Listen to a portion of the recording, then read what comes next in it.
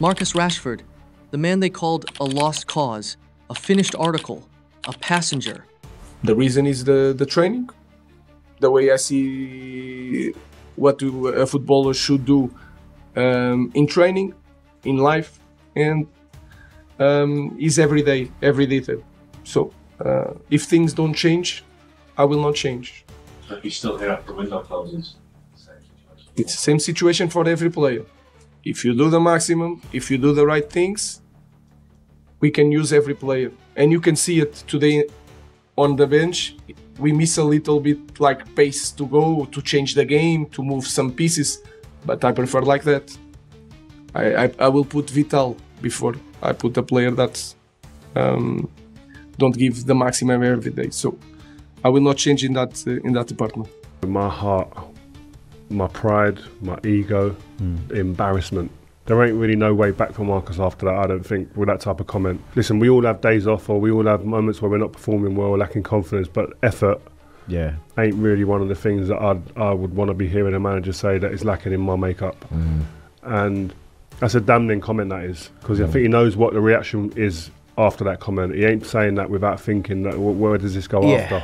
If he comes back, that means other players can now take their foot off the gas and still have a way back in the team and just take shortcuts. Now imagine a talent like Rashford. Our team should be so much better with Rashford. But this Rashford, he has to change. If he change, we are more than welcome to put a talent like Rashford. And we need it. So, but in this moment, I think it's really clear that we have to set some standards. That's all.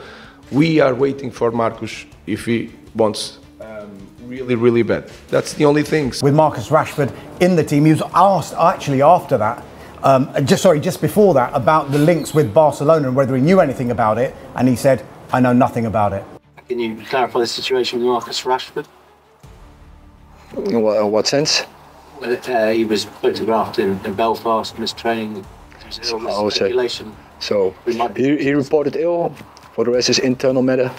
I deal with it. No further comment. Why is it an internal matter? Sorry, Erik. Why is it an internal matter if he's just unwell? As I said, it's an internal matter. You can understand that raises more questions than answers if at face value he wasn't just ill. For you, but not for me. So it's internal matter. I will deal with it. Erik, the club were led to believe Marcus was only out on the Wednesday night, but was out on the Thursday night. Do you feel that you've been lied to? So as I say, well, we will deal with it. I will deal with it. But it's not acceptable for players to lie about their whereabouts. So maybe other questions about the game. Marcus Rashford, the man they called a lost cause, a finished article, a passenger. He goes and does that. 2 goals, including a rocket that damn near ripped the shiz out of the net. He's at Barcelona now. For flip's sake. It's like a crazy ex, going and becoming a millionaire, and now you're stuck watching his yacht from your little dinghy? The whole thing is just a complete mindfudge. I mean, what in the name of all that is holy did we just witness? Rashford, on loan at Barcelona, playing against Newcastle. He's not just playing, he's shining. A beautiful glancing header for his first goal. Then, a few minutes later, he just unleashes a screamer from 25 yards out.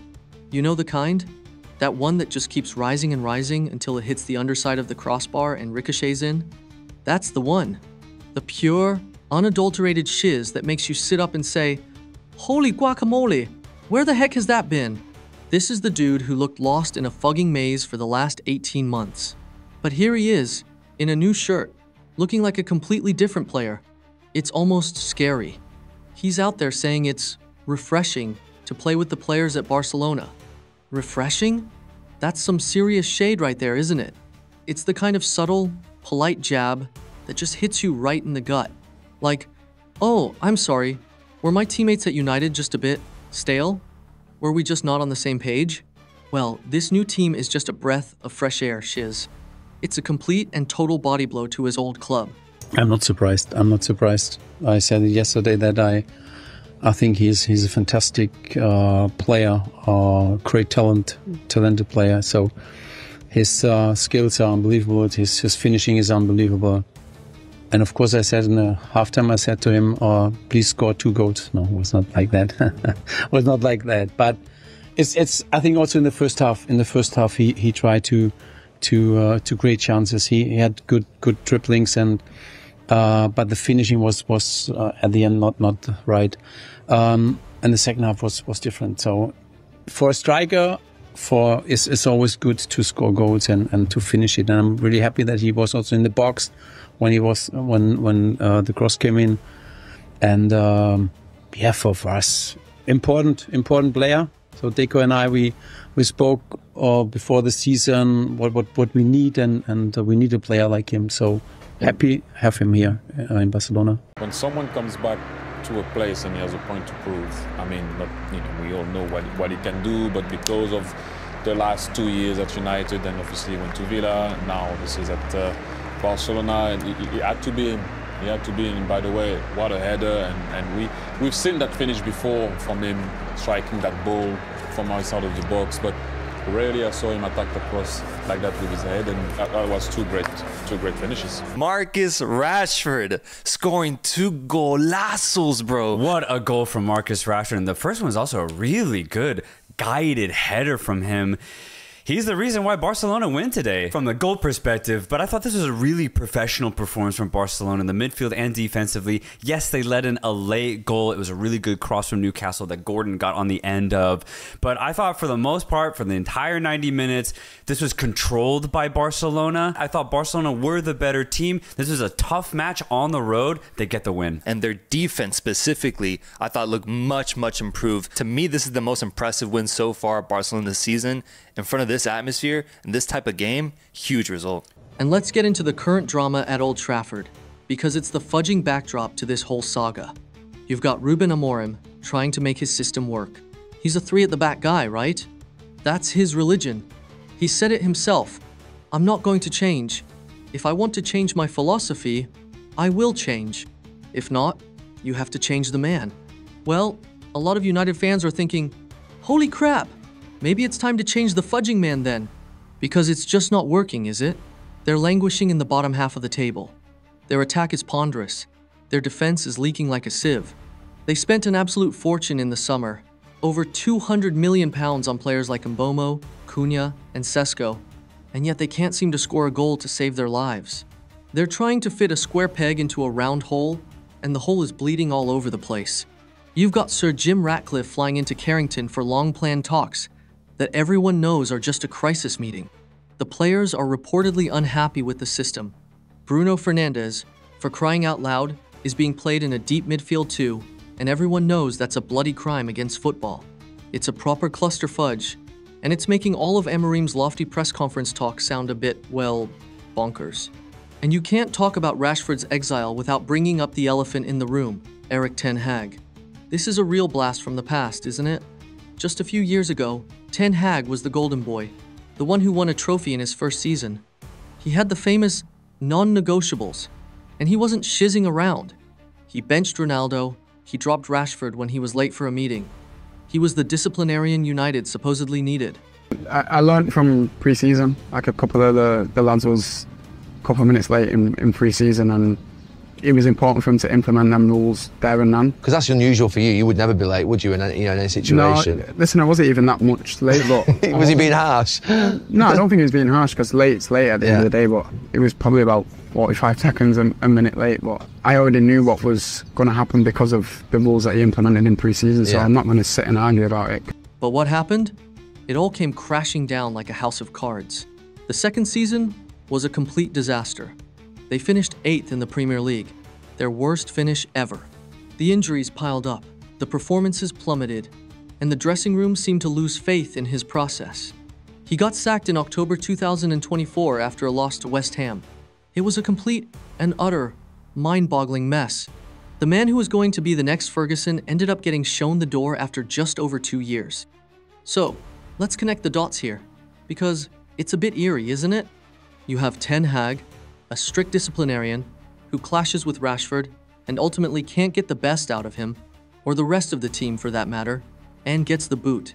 Then you have Amorim, a manager with a rigid, my way or the highway philosophy, who now seems to be clashing with the squad. and the results are even worse. It's like United is stuck in this vicious cycle, a never-ending, self-inflicted pain train. And then you have Rashford, a player who, for a long time, was the symbol of everything wrong with the club. He was the poster child for inconsistency, for a lack of effort, for being soft, as Roy Keane would say.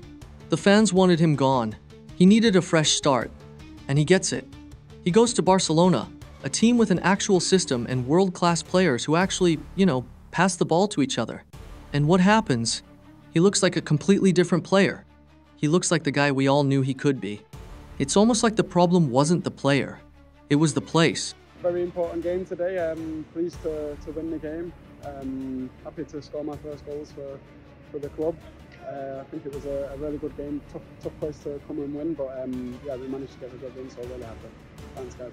And that, my fudging friends, is the terrifying part of all this shiz. The scariest thing about Marcus Rashford's performance isn't just that he's doing well. It's that it proves a terrible truth about his old club. It's that it's not the managers, it's not the players, it's the club itself. It's the constant managerial churn. It's the lack of a coherent, long-term plan. It's the ingrained culture of mediocrity that has become so powerful, it can chew up a good manager like Ten Hag and spit out a talented player like Rashford. Barcelona had a different problem. They needed a goal scorer, a plan B after their primary target, Nico Williams, didn't come. They took a gamble on a player everyone at United was sick of, and that gamble is paying off in the most spectacular, terrifying way. While United fumbles around in the bottom half of the table, their former star is proving on the biggest stage that sometimes, all a good player needs is to get the fudging shiz out of a toxic environment. And until they fix that, it doesn't matter who the manager is or who the players are. They'll just keep watching their old stars shine somewhere else. And that, for a Manchester United fan, is the most painful, soul-crushing part of all.